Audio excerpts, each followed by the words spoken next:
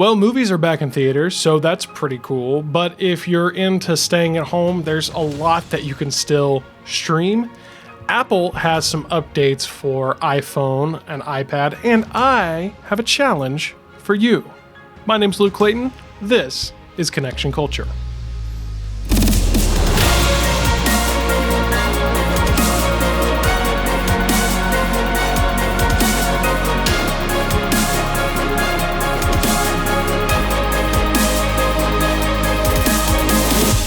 Well, hey, welcome back to Connection Culture. We have just come through what we're calling Movie Month, and I hope you followed along for that series. That's where Bo, the producer of this podcast and this content, and myself talked through a bunch of different movies. We talked about Pixar, Marvel, and the films of Christopher Nolan. If you missed any of that series, it's available now to watch on YouTube, Facebook.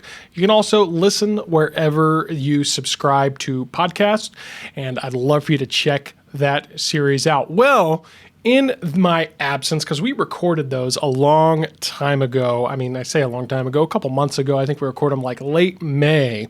And so that's why if you were like, hey, this movie was out, you didn't talk about that. Well, you know, that was more or less because we had to get ahead on our production. We had a lot of traveling, things going on in this summer. But hey, now we're kind of getting back to, if you will, the grind. And so this episode is going to seek to be a little bit more current. We're going to kind of update you. We're going to keep the movie theme going just a little bit and talk about actually some of the more recent movies to come out. I've seen a few. They're back in theaters, and we're going to talk about that. So let's start right there. Now, look, if you've been listening to or watching for any period of time, you know I am a huge fan of the movie theater, and this is one of the biggest concerns I had, and that a lot of other creative people and just movie fans in general shared as we headed into the into this pandemic, because obviously movie theaters were the first to go. One of the first to go and one of the last to reopen. So there was a time there where people were concerned that movie theaters would not come back. And to be honest, we're not completely out of the woods yet. There's this new Delta variant, and you know what? I'm just going to keep my mouth shut about that. I'm not going to get political because, gosh, everybody else sure is. But so movie theaters aren't completely out of the woods yet. However, they are making a good comeback as of the past couple months. So if you haven't seen anything recently in theaters, let me kind of tell you what's come out and what you might want to watch. So I'm going to talk about three ones that I would more or less recommend that you see. And then I'm going to talk about one that definitely not. So we'll get there. Okay, so the first one, and it's the one that I saw this a couple days, well, about a week after it came out, A Quiet Place 2. Obviously, this is a sequel. A Quiet Place 1 was really good. And A Quiet Place 2 did not disappoint. The first 10 minutes of A Quiet Place 2, man, it'll really grip you. Obviously, if you haven't seen 1, you really need to see that first. And here's the great thing about A Quiet Place 1 and 2. They are really, they are in the thriller, maybe even the horror genre, some would put it there. But honestly, they're nothing like what you think of with horror. There's no, demonic, satanic elements. It's really more or less, it's kind of like a sci-fi type of premise with invaders from an alien species. And I don't want to spoil it for you, but I will tell you this, A Quiet Place 2, I really enjoyed it. I love how, there was more, if you know anything about A Quiet Place 1, there's a lot of, there's a lot of, or I should say a lack of dialogue. In fact, there's hardly any dialogue, any speaking in Quiet Place 1, and that's because of the whole premise of the movie. And again, I'm not going to give it away. Now, in A Quiet Place 2, there is a little bit more dialogue, a good bit more than there was in 1, but there's still a lot of story told strictly through just the visuals. And that is, from a creative's perspective and someone who loves film, loves making films, that is just always something really cool to see. And I love the, more or less the the morals of Quiet Place 2. It's a lot of family values in there. It's about both the Quiet Place movies are all about keeping a family together, and that is just awesome to see in the culture that we live in today. So to some extent, the traditional family still being glorified in a good way on screen. And so A Quiet Place 2, I recommend. Now, the next one that I saw is F9, The Fast Saga. This is, as the title implies, the 9th film in the Fast and Furious franchise. That's film, Fast and Furious franchise. Said that 5 times fast. Oh, look at there. More F's there. But now, I actually, up to this point, I had not seen the Fast and Furious movies other than the first one. I'd seen the first one a long time ago, but I hadn't seen any of the others, and I hate watching a movie or a sequel to a movie when I haven't seen the movie that it's sequeling. And so I, of course, took it upon myself to watch the entire Fast and Furious franchise in the weeks leading up to its release.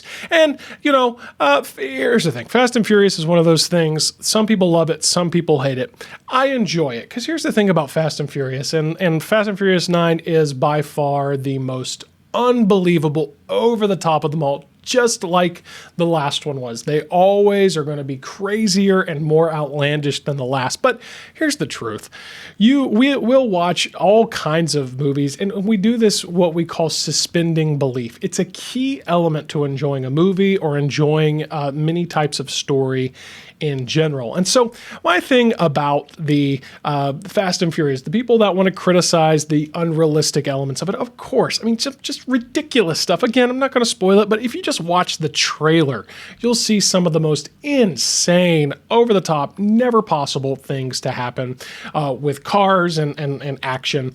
But here's the thing. It's when you suspend your belief, that's why we go to the movies, man. I'm tired of hearing people criticize, people want to criticize, sci-fi, Star Wars and Marvel and things like that. Because, it's unrealistic, it's unbelievable. That's the point. Don't we go to movies here so that we can kind of temporarily escape reality and get involved in a story and see things happen and people do things that are beyond reality? Maybe we don't agree. Maybe you don't see it the same way. But for me, that's why I'm there, man. That's a big part of the reason. So now look, there's a line, and it's, for me, it's not so much a line as it is maybe more of a, I don't know if we want to call it a standard or kind of a point of no return. And in my opinion, there is a moment in Fast and Furious where they reach the Fast and Furious 9, that is F9, that they hit a point of no return. I'm not going to spoil it. Comes in the final act, kind of in the the final action sequence. It's all throughout it. And the thing is, I'm not a fan of that particular element with these. They take these couple characters and they put them in an environment that just it's suspending a lot of belief for it to be there. So I don't know. I didn't care for that. But other than that, hey, I thought it was pretty good. Now, look, here's the thing about Fast and Furious, the Fast and Furious franchise in general. It is definitely for your young adult, maybe older teenage and old up model. It's not something you're going to take your your elementary school, elementary or preschool kid to see with you. Absolutely not. But again, what I love about Fast and Furious, and it's really kind of what I already said about A Quiet Place, is Fast and Furious is all about the value of family. And yeah, things aren't as conventional and traditional. And what they mean is a family in that more of a community, because if you follow the franchise, you'll see this, that they're these, action heroes, these people that drive cars fast and whatnot. And they come together for these missions, but they've found a very powerful bond. And it just shows the importance of community. You've got to have community when it comes to your life. You can't just you can't just live life alone. I'm an introverted person. I'll be honest with you. I don't need to have a lot of friends or a big social circle, but I'll tell you this: I do need people. And I do need community on some level. We all do. So I love that is a continued theme throughout Fast and Furious. And not to mention, it's just just plain fun. It's just a really fun movie to watch. Okay, so now moving on to the final recommendation I have, and it's the other kind of big blockbuster that has been released, at least at the time of recording this. And yeah, by the time you see this, there'll be a couple more out there that that aren't out as of recording. And so I'll try to get to some of those. But the last one that I'm going to recommend is Black Widow. Of course, this is the latest installment in the Marvel franchise in terms of the full films, the cinematic films. And that's about all three of these, Quiet Place 2, F9, and Black Widow. These are all movies that were delayed a year or more. And so it's good just to finally see them because we've been seeing the trailers for, I guess, a year and a half or if not, around that now. And so it's good to finally see them. Now, the thing I'll say about Black Widow is, it's your typical Marvel action, fun. There's good humor in it. It's probably around the same age range recommendation as I would for Fast and Furious, just because of the action sequences and the action violence and things like that. And so it was fun. It's what you've come to expect from a Marvel movie. However, if you know anything about the Marvel timeline, which if you don't, hey, go listen to the Marvel-themed episodes of Movie Month. But Black Widow, spoiler alert, she's dead. And so this is a prequel, meaning that it's about events that happened before the most recent movies. And there's really not much that they do to tie it into the bigger universe. And that's really what we've come to expect from Marvel is, yes, a good movie, but also something that ties into the bigger picture. And I'm sure there's going to be ways that they do it, but there were very few obvious ways. Now, there's of course a post-credit scene, and by post-credits, it's a full post-credit scene. You're going to have to sit through all of the scrolling credits to see it. That is obviously setting up some type of spinoff for it looks like a Marvel Disney Plus streaming series. But getting back to the fact that to me, it seems like, okay, Scarlett Johansson, she's the actor who plays Black Widow, and she obviously got killed off in Endgame. They shot Endgame a really long time ago. So to me, it seems like she read the script back years ago when they were shooting Endgame. She was like, oh, wait, I die? And they were like, yeah, you die. It's time for you to go. And she was like, no. I got to get more money out of this here Marvel deal before we move on. So give me a prequel. And that's what they did. They wrote her a prequel so she could make a few million more. But, hey, I'm not trying to downgrade or belittle the movie. I thought it was good. I thought it made sense in terms of, fitting to some extent. It's cool. It's fun. Again, it's on my recommended list. So Black Widow, check it out. Now, let's talk about the one that I have seen most recently, actually, as of recording. I saw this just a couple days ago, that I do not recommend. Space Jam: A New Legacy. I mean, it's just stupid. And if you disagree with me, just let me know. I'm all about, having a lively conversation about this. So here's the thing. The original Space Jam with Michael Jordan. First of all, that's the one thing about reboots and remakes. Space Jam: A New Legacy, it's not really a sequel. There's nothing within it other than maybe a few kind of just, a few very ambiguous references that indicate that it's a sequel. So in other words, the story has nothing to do with the first one. So for all intents and purposes, it is a reboot. It's a remake. And yes, it's an original story. So they do nothing to follow the original storyline because they're using LeBron James instead of Michael Jordan this time.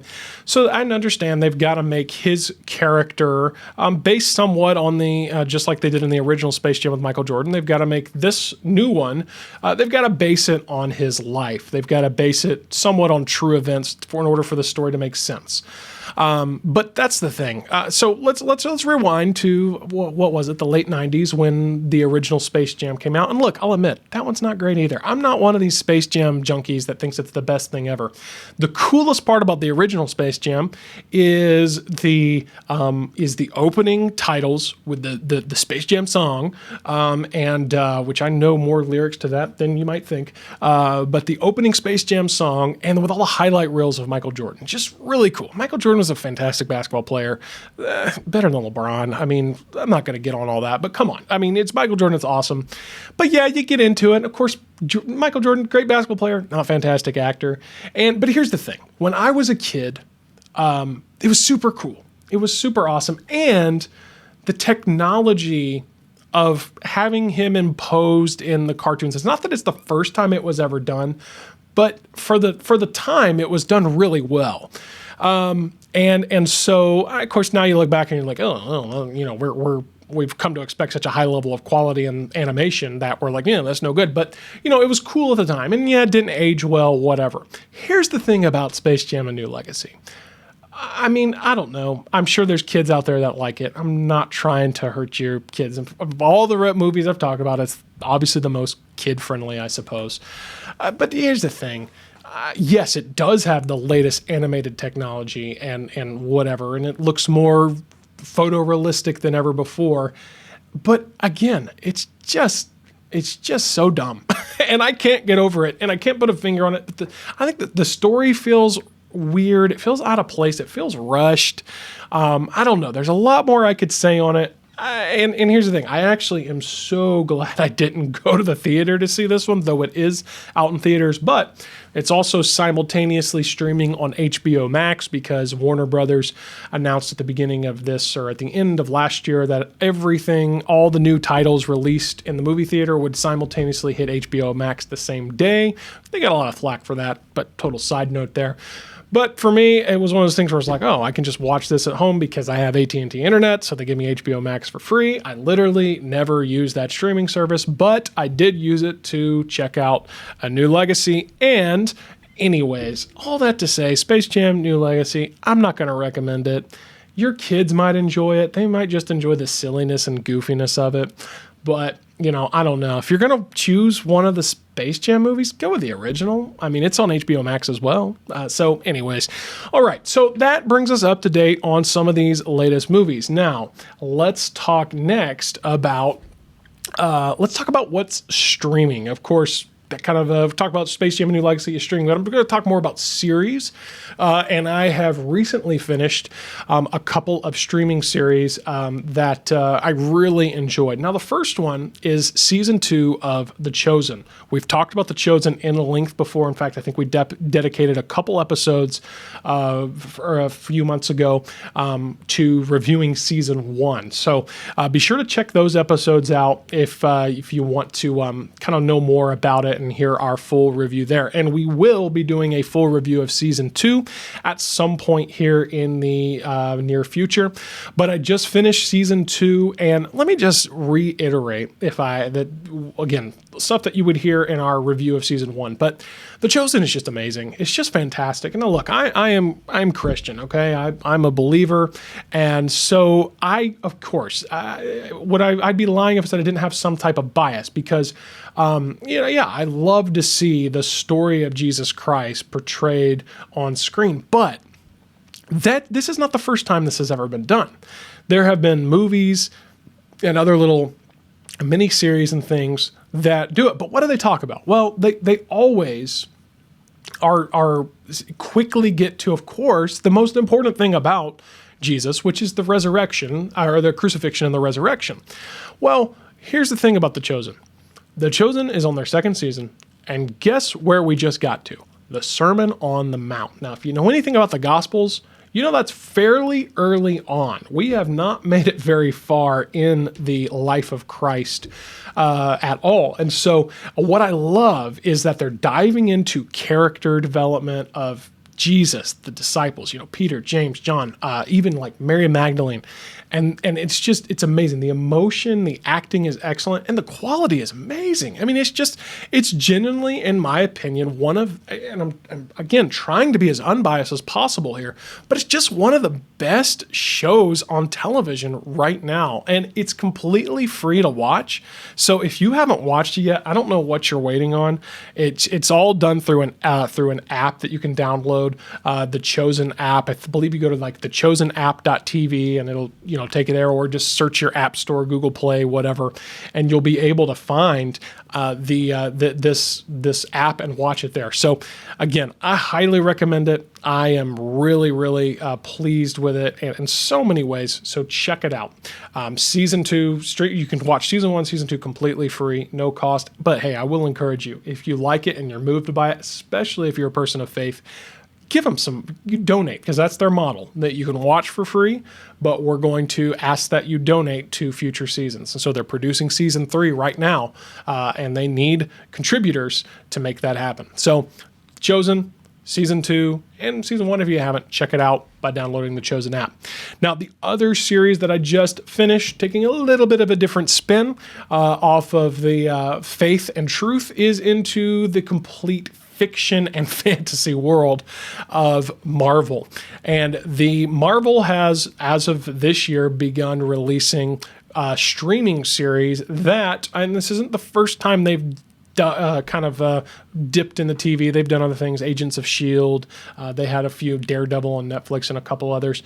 But this is the first time that they are making these a pivotal part, and they're integrated, and they're actually a pivotal part of the greater, what they call MCU, Marvel Cinematic Universe. So they released WandaVision back in January. They released Falcon and the Winter Soldier in March, and now, and beginning in June, they released Loki, and Loki ran for 6 episodes, so it just finished up. And okay, look, we can talk into some of the ideology that, of course, Disney is going to try to push in terms of their agenda.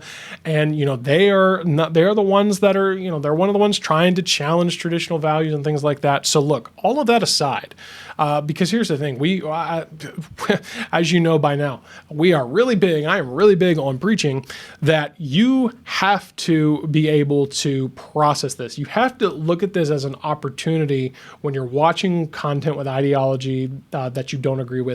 You have to use this as an opportunity to teach yourself and even your kids the value of discernment, and teaching them how to use their filter, if you will, when it comes to filtering out the good from the bad. I'm not going to get into all of that right now. Here's the thing about Loki, though. It's just really cool, and it's just, for me, I really love shows and movies that make me think, and this does just that. They are entertaining the idea of time travel and the multiverse theory, things that are obviously insane, not true, never going to happen, but they're entertaining this in a way that is just really intriguing and from what I have seen, really unique. So I really enjoyed Loki. It's a Disney Plus series. There's 6 episodes, each about 40 to 50 minutes each episode. I'd check it out. It's probably something that, obviously, going back to The Chosen, I meant to say this, obviously watch it with the whole family. But with Loki, there's a little more intense segments and whatnot. So, probably something that you want to keep young kids. You want to be very sensitive about that. Well, this brings us to the wrapping up this episode. And this is new, by the way. If you've paid attention to our past episodes, it's been a conversation format. Those aren't going away. And I'm not necessarily saying this is the new format moving forward. However, if you kind of like this approach, I'm attempting in this particular episode to be a little bit more current, and I might get even more current, if you will, as things go along. Trying to talk about media, technology, and things like that. If you like this format, let me know. If you don't, let me know. Let me know your thoughts, and we might keep doing this as we move forward. Oh, I actually almost skipped one thing. Let's talk about Apple updates real fast. Now, Apple back in June had their WWDC, which stands for Worldwide Developers Conference. And the thing that WWDC has become known for is Apple really reserves this to make announcements about their software. And so they have announced some pretty cool updates coming to iPhone and iPad and the Mac. Now, I'm not going to dive into all of it right now just for sake of time, but you can go over to Apple's website and you can look all of that up. But I did want to let you know that it actually is possible for you to get early access to any of these new updates now. Most of the time you have to wait until the fall, but right now you can access it through what Apple calls their public beta program. So if you go to beta.apple.com, you can sign up for a free beta version of the of any of these operating systems. Now, I will make this huge, massive disclaimer. Please do not do this just because I told you to. In fact, only do this if you understand the risks. A beta software is one that is more or less in testing. And so it's not completely final. It's definitely got a lot more bugs and glitches than what would be a final release of a software. So I would say, if you, for example, really rely on your MacBook for work and you've only got one Mac, don't install the beta on that. Maybe the situation is if you have, like your Mac is a little bit more of just you don't use it, it's just a home computer or whatever, maybe. Or if you have like an iPhone and an iPad and maybe you use your phone more than you use your iPad or vice versa, maybe try the beta of what would be iOS or iPad OS 15 on these. But by no means should you do this if you have any concern at all and you don't, if you're not patient and you don't want to deal with bugs and glitches, then just don't do it. But I just wanted to let you know that it's possible. You can do it. I did it on one of, I had an old phone, so I installed it there. Again, kind of cool. And you can see all the features on Apple's website if you want, and sign up for the beta version of any of these operating systems if you would like.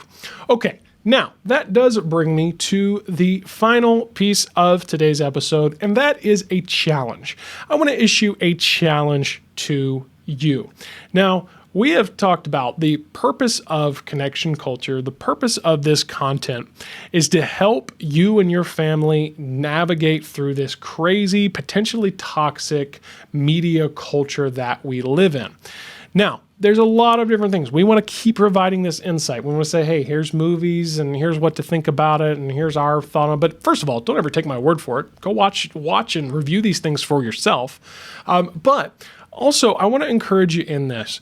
I also want to see you take steps towards being a more responsible digital citizen. Now, that term has been thrown out there from time to time. Here's what I mean by that, though. We live in this digitally connected world, okay? So whether that's through our computers, iPads, phones, whatever it may be, we are all digitally connected. But there is still a physical world around us, and that physical world is so much better than the digital world. So remember, what you see on the digital screens, on your social media, on your Instagram feed, that's not always real. In fact, many times it's fake. So I want to issue a challenge to you. I want to help you over the course of these next few weeks. I want to give you a new challenge each week to help you become a more responsible digital citizen and liberate you to disconnect from the digital and pay more attention to the physical.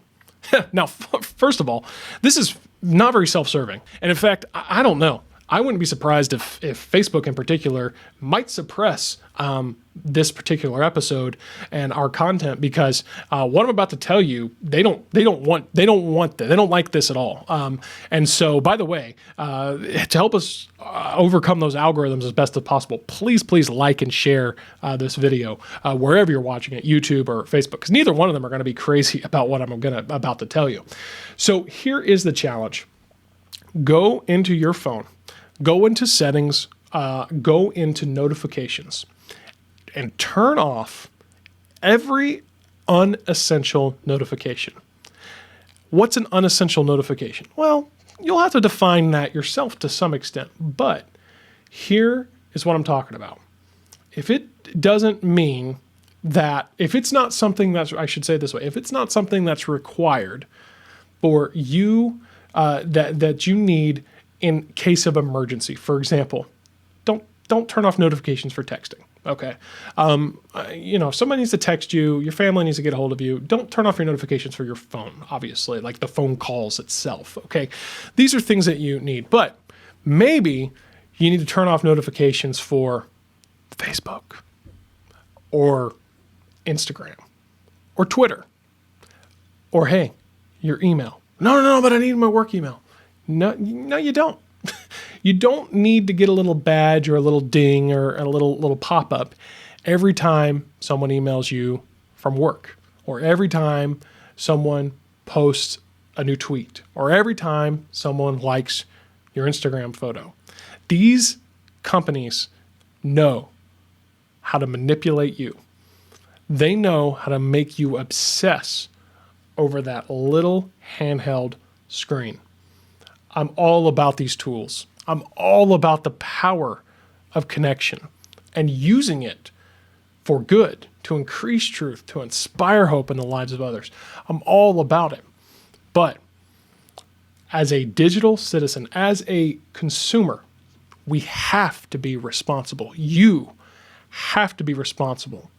You have to pay attention to your kids, to your spouse, to your family, your friends, your loved ones. How many times have we been guilty of looking down at our phones just non-stop and being completely oblivious to what's going on in the world around us? Now look, you don't become completely free of this overnight. It is a process. And I'm not saying to take your phone and throw it in the trash or or downgrade to a flip phone. Absolutely not. We need these things. We need to take advantage of these, but we need to make sure they are not controlling us, that we are controlling them. So what's a simple step? Well, go ahead and turn off those notifications. Maybe you say, oh, that's a lot. Okay, just turn off one or two. Just turn off Instagram notifications. Just turn off Twitter notifications. Just the one, or hold up before we go. Maybe it's that news app. Maybe it's Fox News, CNN, MSNBC, whatever it is. Just turn the notifications off. Don't let your phone control you. Don't let those creators, those news outlets, those influencers on Instagram, those followers on social media, don't let them control you. You control them. That is my challenge. Well, I hope if you haven't yet, that you have subscribed to Connection Culture. We're available on YouTube or wherever you might be listening to podcasts. And we also put all episodes out kind of early, like as in like a night early, if you will, on Facebook. Every Tuesday night, as of now, our release schedule is Tuesday nights at 7 p.m. Central Time. So if you head over to facebook.com/mustincrease, like and follow our page so that way you can be one of the first to see when we drop new episodes. And Connection Culture, of course, is a production of the Must Increase Network. The show is edited and produced by Bo Snyder. The executive producer and host is myself, Luke Clayton. And before I sign off, I have to remind you, find these things that you like. We talk about The Chosen. We talk about these other things. Find these things, this media, this content that you like, and figure out a way to support it. This is why we're really big on you sharing. Not only does it help us overcome those almighty algorithms of Facebook, it helps you take a small step towards being a contributor, a creative contributor. Because when you like and share, you're helping others get help in this area. You're helping others see content that is positive. And because here's the thing, you're going to find when you get into this, when you get behind it, maybe it's sharing here, and maybe later it's throwing a few bucks at a creative project that you believe in. No matter how it is, what you're going to start to find is that it is, I can't even describe to you, it is so much more fulfilling to be a creative contributor than it is to be a mindless, constant consumer. We'll see you next time, right here on Connection Culture.